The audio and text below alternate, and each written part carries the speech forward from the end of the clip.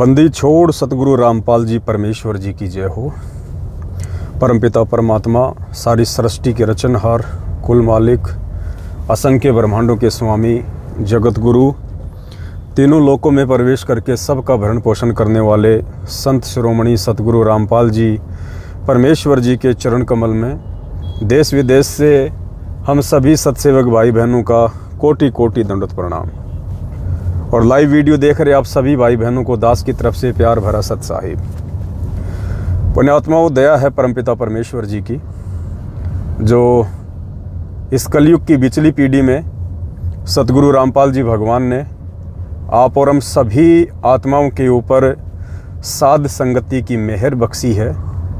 और इस साध संगति के माध्यम से जो सन 2014 बरवाला कांड के बाद से शुरू हुई हैं, परमेश्वर जी के आशीर्वाद से, जो उनके सत मिशन का एक हिस्सा है, हम सभी भाई बहनों ने इसी साध संगति के माध्यम से सतगुरु रामपाल जी भगवान को जाना है, पहचाना है, उनके सत्संगों के मर्म को जाना है। सतगुरु रामपाल जी भगवान के द्वारा 27 वर्षों से जो अथक प्रयास, मेहनत, संघर्ष, जो सिवाय उस परमेश्वर के अलावा कोई कर ही नहीं सकता, क्योंकि परमार्थ के लिए निस्वार्थ भाव से यदि कोई संघर्ष कर सकता है तो केवल वो परमेश्वर है, या उस परमेश्वर से परिचित कोई आत्मा हो सकती है, जिन आत्माओं पे परमात्मा की अपनी विशेष मेहर हो, रजा हो। और आज सैकड़ों नहीं, हजारों की संख्या में परमेश्वर की आत्माएं साध संगति से जुड़ के और फ़ायदा उठा रही हैं, उठा चुकी हैं। हमें परमात्मा साध संगतियों से जोड़ के अपने इस सत मिशन में जिस विशेष बात को समझाना चाहते थे, वो बातें हजारों की संख्या में परमेश्वर की आत्मा समझ चुकी हैं, जान चुकी हैं। और एक वाणी है परमेश्वर की कि संगत माही कुसंगत उपजय, जैसे बण में बास, आपे घिस घिस आग लगा ले, करे बनखंड का विनाश। इस पूरी पृथ्वी पे सन 1994 से सतगुरु रामपाल जी भगवान ने अपना यथार्थ 13वां कबीर पंथ, और इस पंथ में सतगुरु के रूप में आके परमेश्वर ने जब से आत्माओं को अपने शरण में लिया, उनको तत्व ज्ञान से परिचित करवाया और इस मानव जीवन के वास्तविक मकसद को समझाया, तब से काल भगवान उनके पीछे है।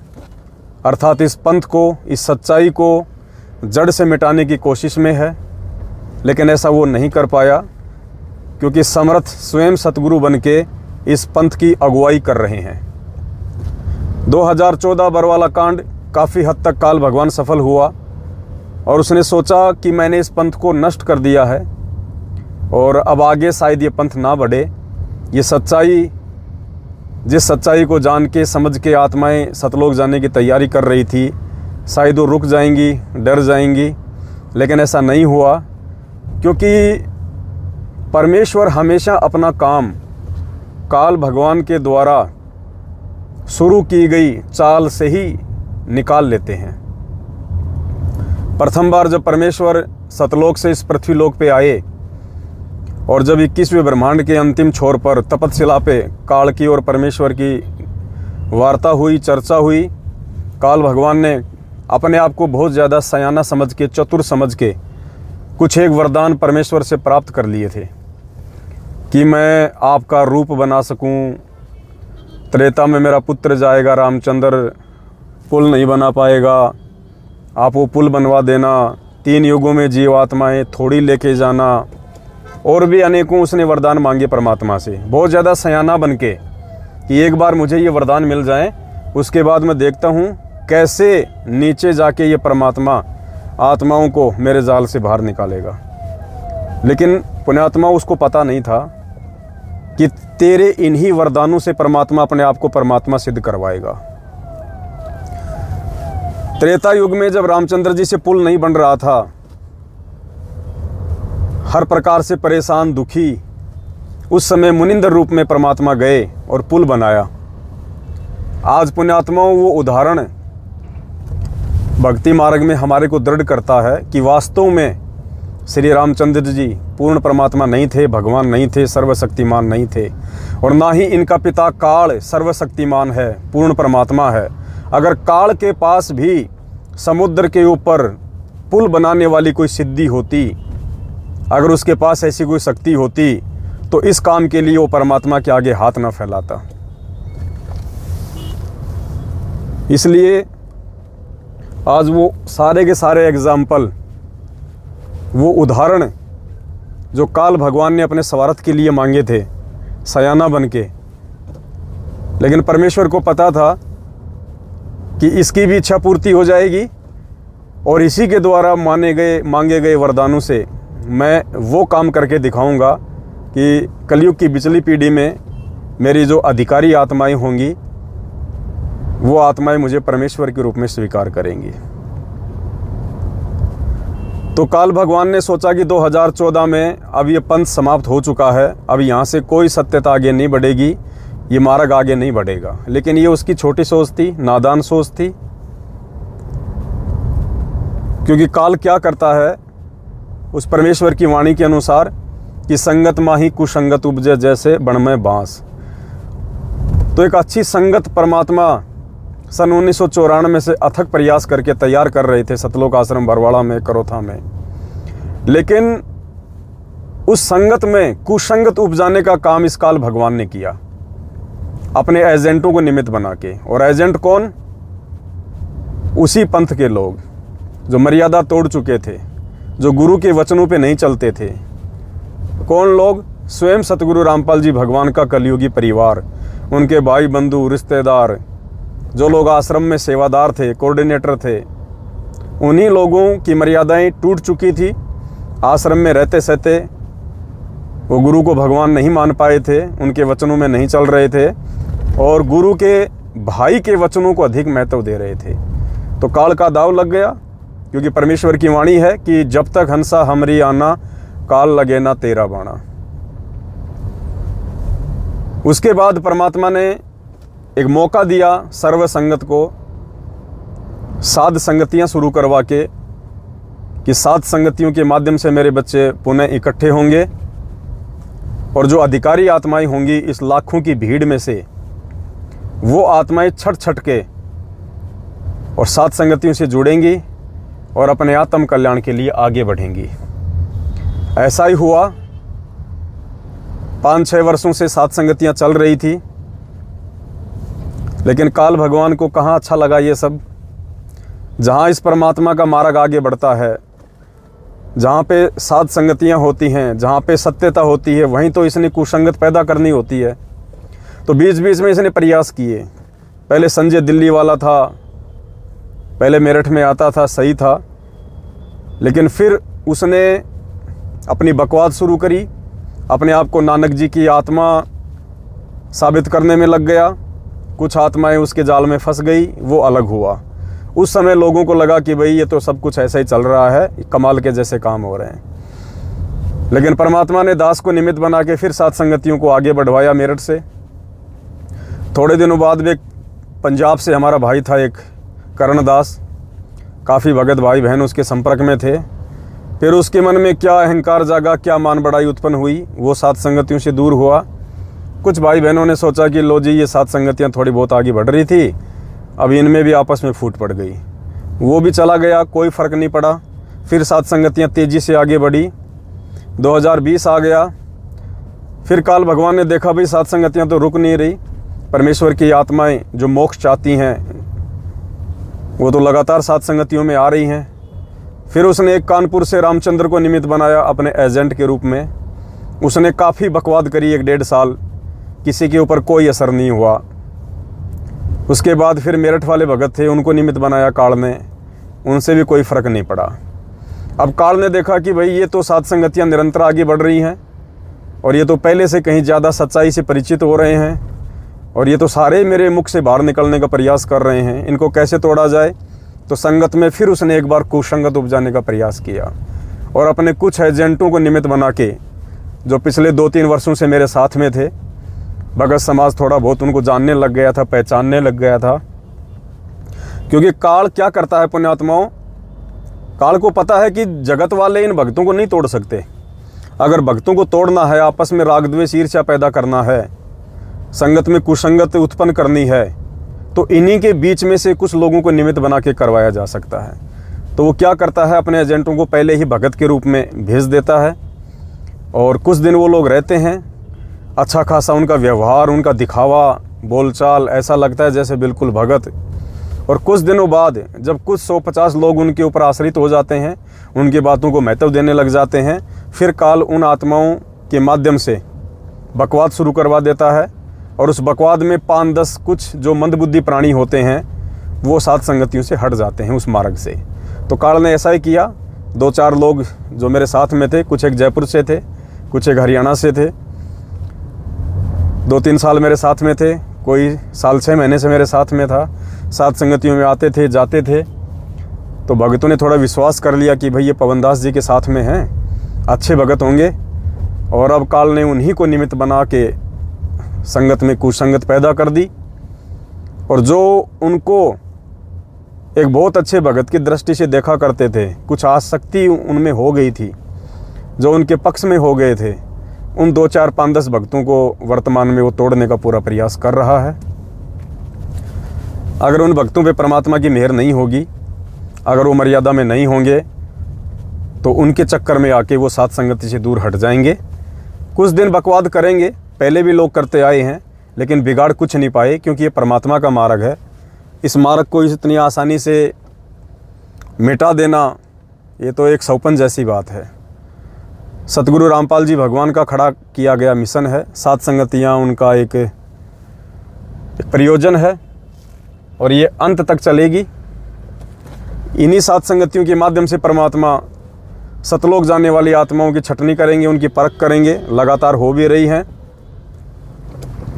तो सात संगतियों को मिटाना या सात संगतियों को बिल्कुल जड़ से समाप्त कर देना, ये तो बिल्कुल असंभव है, नामुमकिन है। हालांकि काल समय समय पर अपनी चाल जरूर चलता है, लेकिन सफल नहीं हो पाएगा। बहुत सारे भगत भाई बहन दास को मैसेज कर रहे थे कि भगत जी, कुछ काल प्रेरित लोगों ने सात संगतियों में जो गंदगी फैलाने का कुप्रयास किया है, उसके ऊपर आप जी को 2 शब्द बोलने चाहिए। तो दास ने उनको कहा कि देखो भाई, हमारा मकसद क्या है। हमारा मकसद है लोगों को सच्चाई से परिचित करवाना। हमारा मकसद है इस परमेश्वर के मार्ग में प्यार प्रेम के साथ में आगे बढ़ना, राग द्वेष करने वालों को छोड़ देना और लगातार परमात्मा के इस मार्ग में आगे बढ़ना। फिर भी कहा कि भगत जी, आप कुछ तो बोलो, 2 शब्द तो बोलो, क्योंकि काफ़ी भगत भाई बहन जो है भ्रमित होते जा रहे हैं। तो दास ने कहा, भाई भ्रमित वो होगा जो मंद बुद्धि होगा। जो मंद बुद्धि होगा वो भ्रमित होगा। परमेश्वर का जो ज्ञान आधारी भगत है वो भ्रमित नहीं हो सकता, क्योंकि परमात्मा कहते हैं कि जय कंचन बिष्टा पड़े, घटे न ताको मोल। सोने को अगर टट्टी में डाल दिया जाए तो उसकी कीमत कम नहीं होती है। तो जो सच्चे भगत होंगे परमात्मा के, जो ज्ञान को आधार बना के साथ संगति से जुड़े होंगे, वो तो भ्रमित नहीं हो सकते। और जिन पे परमात्मा की दया नहीं है, जिन पे परमात्मा की ही मेहर नहीं है,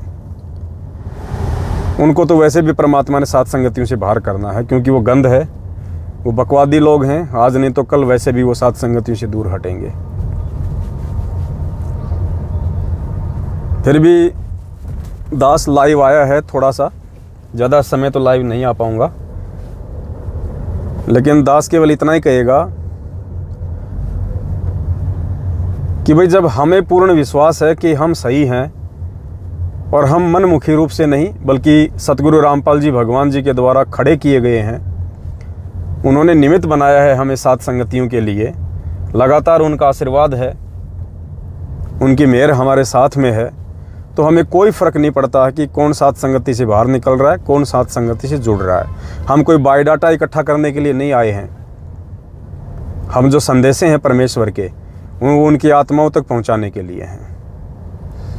कोई आएगा तो अपने लिए आएगा, कोई जाएगा तो अपनी छोटी सोच के आधार से जाएगा। हमें कोई फ़र्क नहीं पड़ना चाहिए इन बातों का। और जब हम सही हैं तो फिर हमने अपने आप को सही साबित करने की भी आवश्यकता नहीं है। जो व्यक्ति अपने आप में सही है फिर उसको सही साबित करने की आवश्यकता नहीं है दुनिया के सामने। दुनिया क्या सोचती है, भगत लोग क्या सोचते हैं, क्या सोचेंगे, क्या बोलेंगे, इन चीज़ों का कोई फ़र्क नहीं पड़ता है।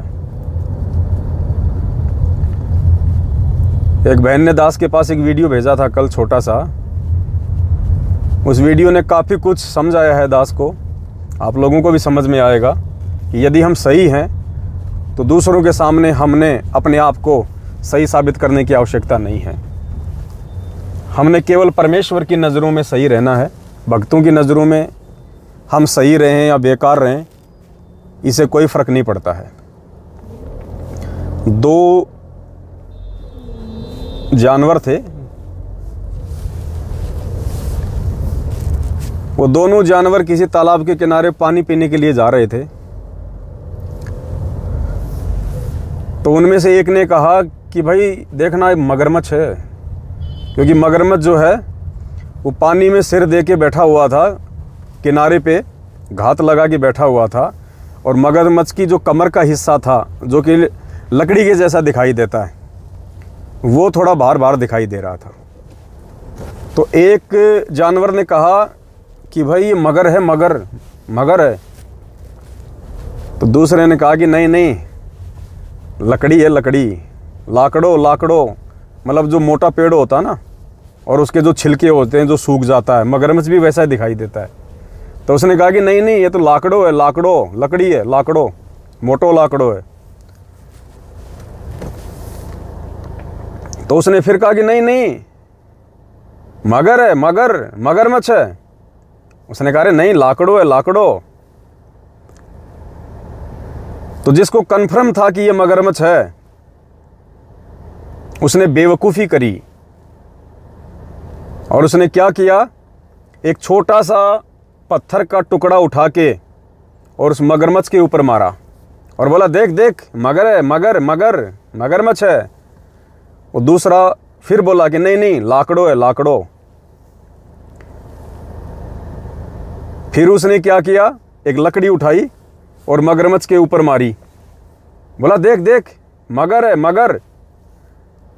वो साथी बोला नहीं, लाकड़ो है, लाकड़ो। उसने फिर क्या किया, और उस मगरमच्छ के नजदीक गया और थोड़ा सा पानी अपने पैर से उठा के मगरमच्छ पे मारना शुरू किया। बोला देख, मगर है, मगरमच्छ है। वो साथी बोला नहीं, लाकड़ो है, लाकड़ो। अब जिसको पता था कि ये मगरमच्छ है, वो फिर अंत में मगरमच्छ के ऊपर जाके बैठ गया और पैरों से फुदकने लगा और बोला देख, मगर है, मगर। इतने में मगरमच्छ तो इसी इंतजार में था, उसने तुरंत उसको मुंह में लिया और पानी के अंदर चला गया। तो पुण्यात्माओं, इस कहानी से हमारे को शिक्षा मिलती है कि जब हम अपनी जगह सही हैं और हमें पता है कि हमें साथ संगतियों के लिए सतगुरु रामपाल जी भगवान ने निमित्त बनाया है और उनके आशीर्वाद से लगातार हम साथ संगतियों में अपने विश्वास को, अपने आत्मविश्वास को दृढ़ करते जा रहे हैं, हमें फ़ायदे मिल रहे हैं आत्म कल्याण के मार्ग में आगे बढ़ने के लिए, तो बकवाद तो वहाँ पे शुरू होगी, क्योंकि परमेश्वर की वाणी है। ये वाणी फैल नहीं हो सकती कि संगत माही कुसंगत उपजे, जैसे बण में बांस, आप पे घिस घिस आग लगा ले, करे बनखंड का भी नाश। तो जहाँ से परमेश्वर का सत्य पंथ आगे बढ़ेगा, काल ने वहाँ पे बकवाद शुरू करवानी है। अपने एजेंट भेजने हैं और अपने में से भेजेगा वो। जैसे सतगुरु रामपाल जी भगवान ने जब इस मार्ग को शुरू किया तो 2014 बरवाला कांड में काल ने किन व्यक्तियों को कुसंगत के रूप में खड़ा किया और वो कांड करवा दिया। भक्तों से वो कुकर्म करवा दिए जो कुकर्म छुड़वाने के लिए सतगुरु रामपाल जी भगवान 27 वर्षों से प्रयास कर रहे थे।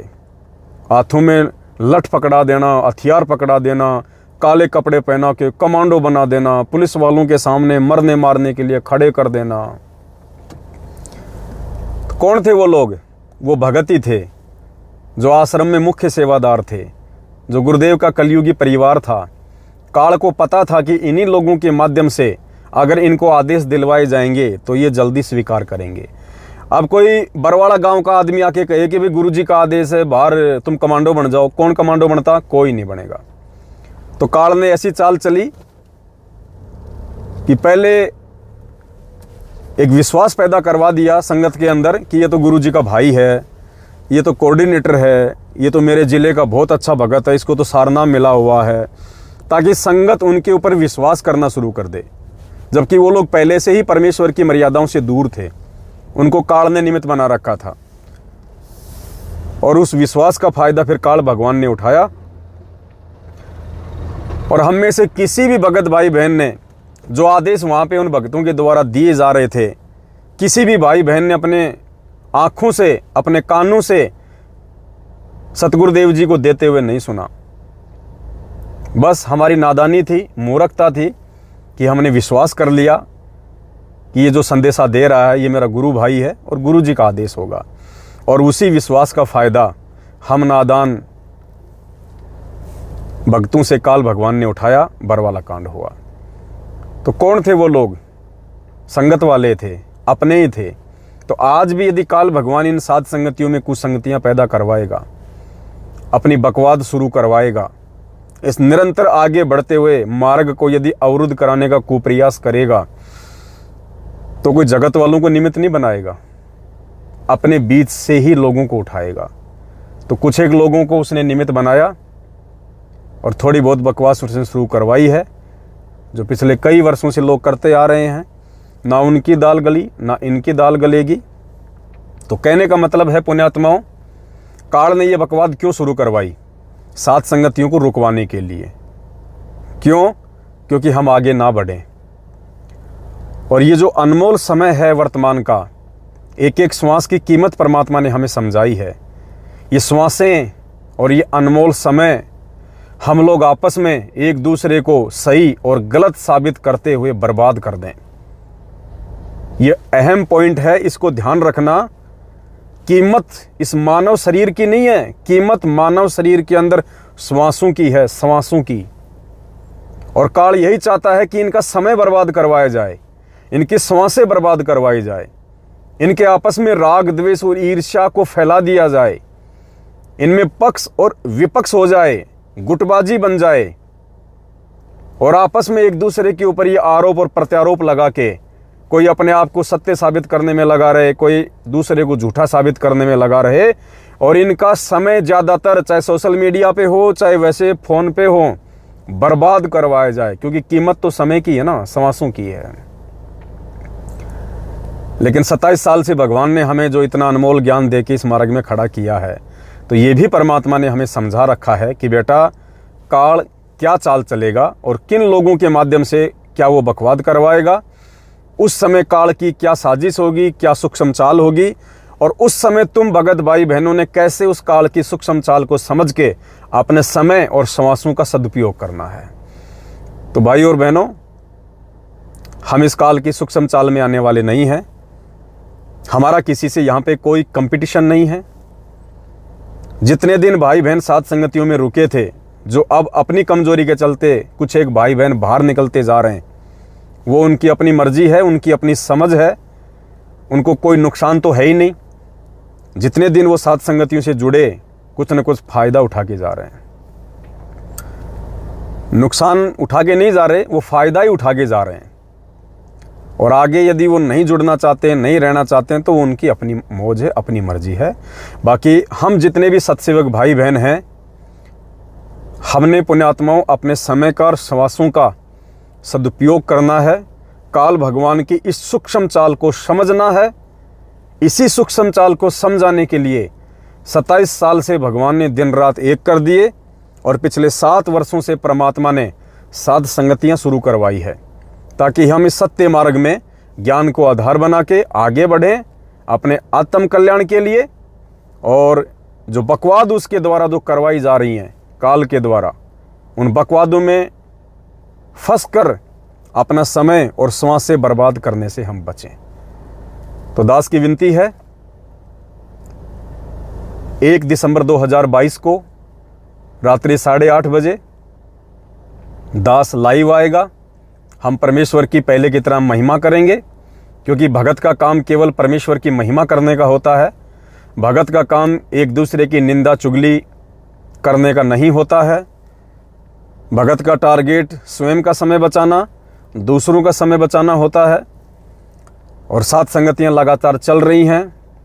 अभी 27 तारीख को गुड़गांव में सात संगति थी, 27 तारीख को नेपाल में सात संगति थी, 27 तारीख को कर्नाटक में सात संगति थी, 27 तारीख को बिहार के सिवान में सात संगति थी, और भी अनेकों जगह लगातार सात संगतियां हो रही हैं।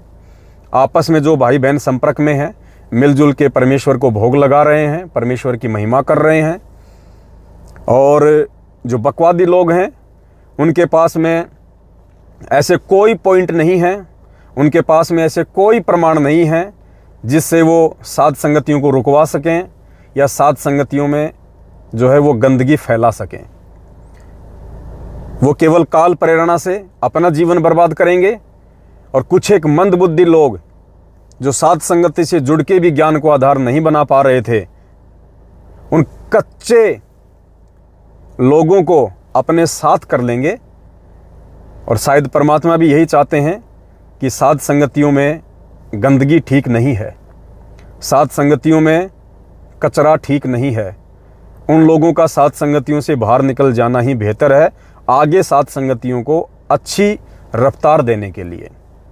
तो सभी भाई बहन 1 दिसंबर 2022 को रात्रि 8:30 बजे दास का जो फेसबुक पेज है पवन दास इज लाइव, उसको फॉलो करें।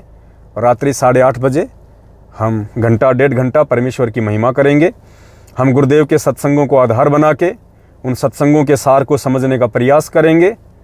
और हमने वो विश्वास और वो दृढ़ता उस आने वाले विनाशकारी समय से पहले अपने अंदर लानी है, पैदा करनी है, ताकि उस विनाशकारी समय में हम डगमग ना हो, हमारा विश्वास ना डोल जाए। दुनिया की गतिविधियों को देख के, उस भयंकर पीड़ाकारी समय को देख के, वो समय तो आना है पुण्यात्माओं, इसमें कोई दो राय नहीं है। क्योंकि उस समय के आए बिना ये दुनिया सतगुरु रामपाल जी को भगवान नहीं मानने वाली है। तो वो समय आएगा, ज़रूर आएगा, और हम तो उम्मीद में हैं कि वो जल्दी आ जाए। क्योंकि उस समय के आए बिना ना तो हमारे परमेश्वर बाहर आने वाले हैं और ना ही ये दुनिया इस परमेश्वर के मार्ग को अपनाने वाली है। और वैसे भी परमात्मा कहते हैं कि जिस मरने से जग डरे मेरे मन आनंद, कद मरूं कद पाऊं वो पूर्ण परमानंद। तो हम भगत भाई बहनों को जो परमेश्वर को परमेश्वर मान के सात संगतियों से जुड़ के इस मिशन में आगे बढ़ रहे हैं, उनको तो उस विनाशकारी समय का वेलकम करना चाहिए कि परमेश्वर जितना जल्दी हो सके वो समय आ जाए, ताकि आप हम सब के बीच में हों।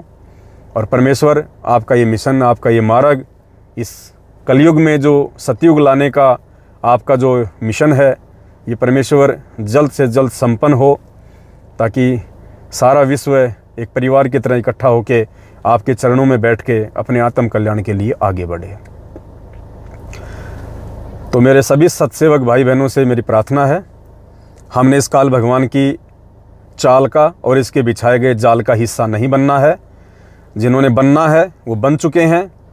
और ये 2022 दास ने 2022 लगते ही, जिस समय कोई सोच भी नहीं सकता था, जिस समय लोग ज़्यादा से ज़्यादा सात संगतियों में जुड़ रहे थे, उसी समय परमात्मा ने दास को निमित्त बना के एक वीडियो बनवा दिया था कि ये जो 2022 है ये केवल सत्सेवकों की छटनी है, बाकी संगत की छटनी तो हो चुकी है।